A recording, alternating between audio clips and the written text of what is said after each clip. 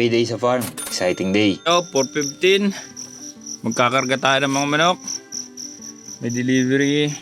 May konting sakripisyo sa aga ng gising at biyahe, pero sulit yan. Goods na goods.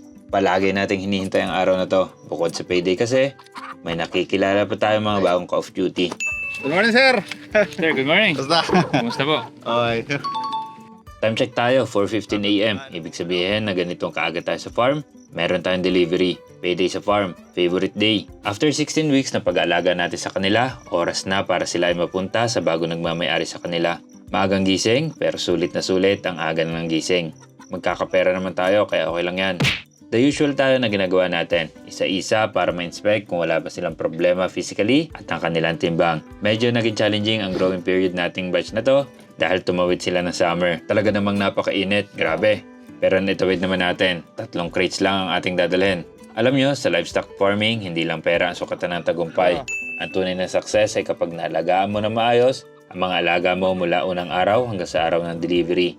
Bawat batch ay may kanya-kanyang challenges at bawat successful delivery ay bunga ng consistency, tamang pag-alaga at tiyaga araw-araw. Kaya kung may pangarap kayo magsimula ng farm, tandaan nyo, walang instant success dito. Maliit man ang simula, basta tuloy-tuloy at maayos ang sistema, darating din ang araw, naanihin nyo ang bunga ng lahat ng pinaghihirapan nyo. Yan ang palagi ko nasa isip, kaya tayo umabot na sa batch 31. Diba batch 30 itong for loading natin currently? Fully reserved na rin ang ating batch 31. Ang galing nga eh. Time na para bumiyahe. Batangas lang tayo. Pero interesting ang landscape sa lugar na ito. Ang lalaki ng bato at hili. At dito ang bahay at backyard ng manuka ni Sir Larry. Pero ako yung pasto dito ni Sir. Good morning, sir. Sir, good morning. Basta. Kumusta po? Okay. Doon pala ba dito ang landscape sir Oo.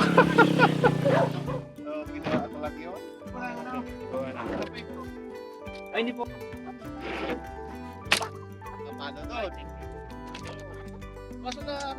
Sabi ko nga, for sure mahal ang excavation na part ng pagpapagawa ng bahay dito. Pero may ilang mga alaga na si Sir dito, manok, gansa at kambing. Libangan lang daw pa so far.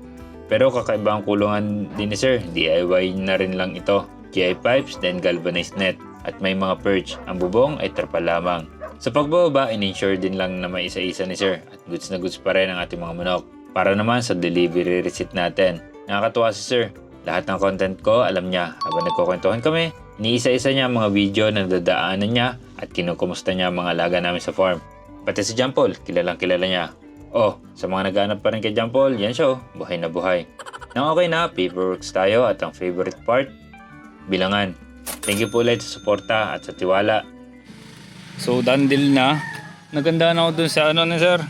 Mga puno ng sampalok. Tayo maghahanap dito sa gilid-gilid. Kaso nag-ikot na kami, wala kami nakita seedling, nakakapagtaka. Pag hinahanap, hindi nakikita. Pero pag wala naghahanap, may makikita bigla for sure. Dito na kami. Thank you. Thank you very much. So, mga gusto kong murder dyan ng chicken pastel ni Ka-Off Duty at lambanog. Ayun. Thank you sir. Thank you. Dito na kami.